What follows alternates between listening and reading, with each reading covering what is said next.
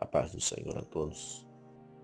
Trago hoje uma palavra em Lucas, capítulo 4, verso 38, que diz assim: Ora, levantando-se Jesus da sinagoga, entrou na casa de Simão Pedro, e a sogra de Simão Pedro estava enferma, com muita febre, e rogando-lhe por ela, e inclinando-se para ela, repreendeu a febre, e esta a deixou, a febre a deixou.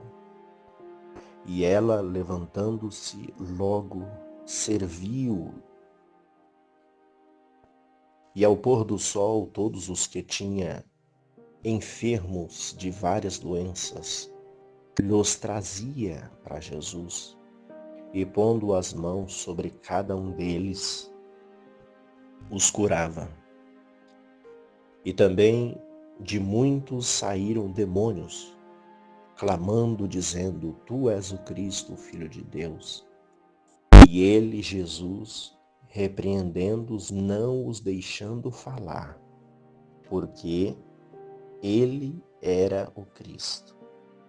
E sendo já dia, saiu e foi para um lugar deserto.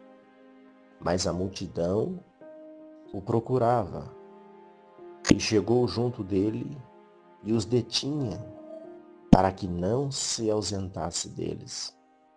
Ele, porém, lhes disse: Também é necessário que eu anuncie a outras cidades o evangelho de meu Pai, de Deus, porque isso foi enviado, e para isso que fui enviado, e a pregar nas sinagogas da Galileia. Amém. Esta passagem que Lucas escreve foi o que ele viu. Jesus estava na sinagoga num dos dias normais, e Jesus foi para a casa de Pedro, Simão Pedro. Chegando lá, a sogra dele, de Pedro, estava enferma, com febre. Mas a febre era tão forte que ela estava deitada, não conseguia fazer nada dos afazeres de casa. E os discípulos rogaram por ela, a sogra de Pedro. Jesus foi lá, inclinou, pôs a mão e expulsou aquela febre que estava nela. E ela ficou curada ali, imediatamente. E ali ela se levantou, foi fazer os afazeres da casa, já começou a servir, a cuidar daqueles convidados de Jesus que estava ali. Mas mesmo assim, o pessoal que estava seguindo Jesus na sinagoga foi e trouxe enfermos ali para a casa de Simão, na casa da sogra de Pedro. E Jesus continuou curando, libertando. Eles continuavam trazendo pessoas enfermas, endemoniadas, e Jesus ia curando uma a uma. E mesmo assim ele detinha para que eles não falassem, porque não era necessário alarde que Jesus era o Cristo, que ele era o Filho de Deus, por causa da perseguição. E os demônios gritavam: Tu és o Cristo, o Filho de Deus. E Jesus expulsava, não queria nem conversar. Mas o resumo desta palavra é cura, libertação, limpeza de corpo, espírito, alma e corpo. Quando Jesus quer, e sempre Ele quer, Ele vem para curar, Ele vem para libertar, e Ele vem para salvar vidas. Observe aqui que os discípulos clamam, intercedem pela sogra de Pedro. Jesus vai até ela, entra na casa, impõe-lhe as mãos e ela é curada. Mas em outros lugares, Jesus não foi. Pode observar que em algumas aldeias ou cidades, Jesus passava e os discípulos diziam: Senhor, nós não vamos entrar aqui. E Jesus disse: não, aqui não. Por quê? Por causa do coração. Coração duro. Não quer o arrependimento. Às vezes não quer nem a presença de Cristo, a presença de Deus ou a palavra de Deus.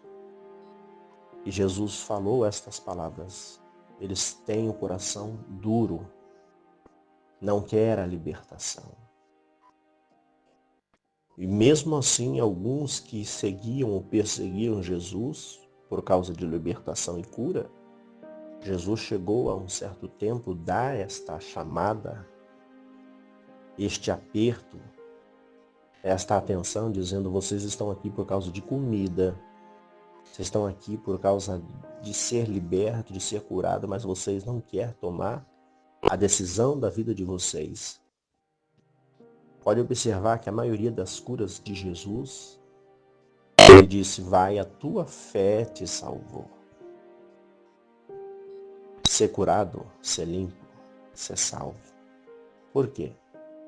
Porque a maioria vinha pela fé, mas outros vinham somente na intenção de ser curado, pela bênção que Jesus poderia trazer, mas não Jesus que traz a bênção. São coisas distintas, diferentes. Pode observar no meio da multidão que existe duas classes de pessoas. Aqueles que procuram as bênçãos de Jesus e aquele que procura Jesus, que pode trazer as bênçãos. Outros querem somente as bênçãos, a cura de Jesus, mas não quer Jesus.